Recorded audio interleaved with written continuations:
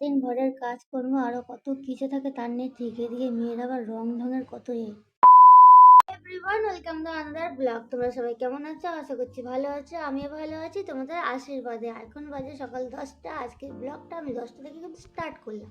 আর এই মুহূর্তে কিন্তু আছি ছাদে। রাত্রে কিন্তু নামছে। এবার নিচে যেহেতু মেয়ে ঘরে একা আছে, মেয়েকে তো ঘরে বেশিক্ষণ একা রাখতে পারবো না, তো চলো ঝটপট করে নিচে নেমে যায়। আর এদিকে দেখো ঘরে কিন্তু চলে এসেছে, আর মেয়ে কিন্তু এখানে এখনো ঘুমাচ্ছে।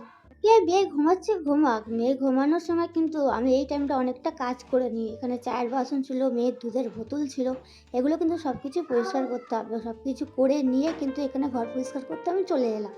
মেয়েদের আর কিছু করতে হোক কি না হোক, ঘরের কাজ তো করতে হবে। ঘরের কাজ যদি না করতে পারে মেয়েরা, তখন কিন্তু তাদেরকে অনেক ছোট বড় কথা শোনানো হয়। ঠিকই বলছে এগুলো।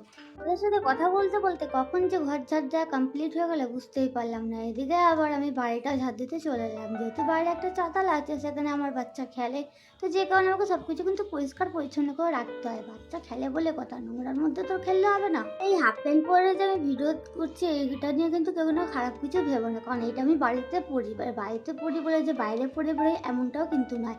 বাড়ির মধ্যে পড়ি, তাই ব্লগিং করতে গেলে এই জামা প্যান্টগুলো পরে আমাকে ব্লগিং এর সামনে আসতে হবে, কিচ্ছু করার নেই।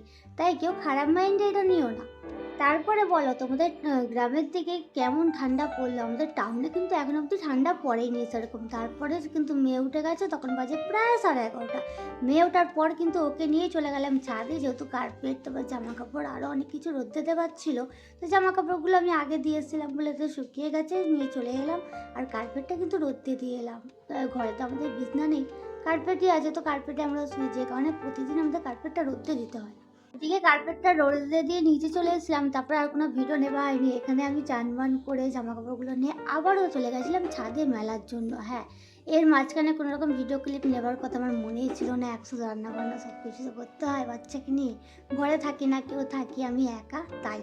এবার নেক্সট যদি আমি কোনো ভিডিও ব্লগিং দিই, তো আশা করবো আমি প্রত্যেকটা ক্লিপ ছোটো ছোটো করে নেবো, তোমাদের সাথে শেয়ার করবো। আর আমার ভিডিও তোমাদের কেমন লাগছে অবশ্যই কমেন্ট করে কিন্তু জানিও। এখানে কিন্তু ছাদ থেকে চলে এসেছিলাম, এখানে মেয়েকে তুলে বসে দিলাম, ওর মুখে একটু ক্রিম মাখাবো। দেখো, আমি ছোট থেকে বড় হয়েছি কোনো ক্রিম ফেস ওয়াশ ইউজ না করে। আমার বয়স কিন্তু এখন 23+, ঠিক আছে? এখন অবধি কিন্তু আমি বাড়িতে রেগুলারই কোনো ক্রিম বা কোনো রকম ফেস ওয়াশ ইউজ করি না। আর আমার মতন তো আমার মেয়েকে আর করতে পারবো না। খাওয়া দাওয়া শেষে ঘুমানোর আগের এই ফুটেজটা আমি নিয়েছিলাম। হ্যাঁ, ও আমার এখানে প্যান ধরে টানছিল আর বলছিল আমি ঘুমাবো না, আমাকে ঘুরতে নিয়ে চলো। তাহলে বোঝো ঠেলা, ফুসকুসোনা দুষ্টুমিটা দেখেছো খালি। এর সাথে খেলে নিয়ে একটু ঘুমিয়ে পড়েছিলাম 1 ঘন্টা ঘুম থেকে উঠে। তারপরে কিন্তু লেগে পড়লাম আবারও সেই ঘরের কাজে। হ্যাঁ, সংসার নেই বটে, কিন্তু একটা একলা সংসার বলে তো কিছু আছে। একলা সংসারে তো কাজ করতে হবে। এখানে কিন্তু আমার পুচকুসোনা খাবার খাচ্ছিল জল দিয়ে বিস্কুট। ওকে সন্ধ্যেবেলা ওই খাবারটা কিন্তু প্রথম দেওয়া হয়। আমি কিন্তু এখানে চা খাচ্ছিলাম, তা আবার ঘুরে ঘুরে এক জায়গায় পুরো আমার বসে থাম। হ্যাঁ, যেটা বলছিলাম তোমাদের, দেখো আমি জীবনে যদি কিছু করতে না পারিনি বা কোনো রকম সমস্যা হয়েছিল, তো আমার মেয়েকে তো আমি সামনে রাখবো না। আমার মেয়েকে আমি সবগুলোই দেবো, সবগুলো করার চেষ্টা করব। জীবন যাতে ভালোভাবে কাটুক, হাসি খুশি থাকুক, এই কামনাটাই করবো সবসময়।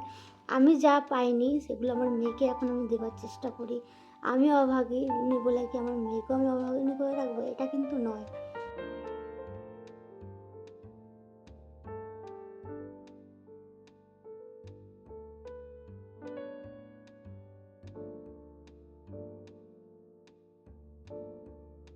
তারপরে এদিকে রাতের রান্নার জোগাড় করা শুরু করে দিলাম। হ্যাঁ, দুপুরের তরকারি ছিল বাঁধাকপি, তারপরেও ভাবলাম যে না, অল্প করে একটু তরকারি করেই নিই।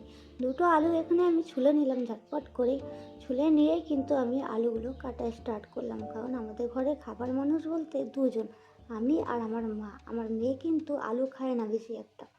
এখানে কিন্তু আমি আলুগুলো সব কেটে নিয়ে আর তরকারিটা বসিয়ে দিয়েছিলাম। বাচ্চাকে নিয়ে কিন্তু এই রান্নার ফুটেজ নেওয়া খুবই টিপিক্যাল। আর এখানে দেখো আমার তরকারি কিন্তু সম্পূর্ণ কমপ্লিট।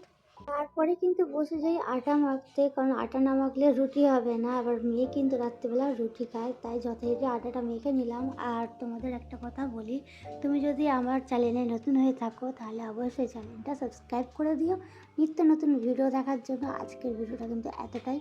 কেমন লাগলো কমেন্ট করে কিন্তু জানিও। আর এখানে দেখো রুটি হওয়ার জন্য দিয়ে দিয়েছি। Thanks for watching.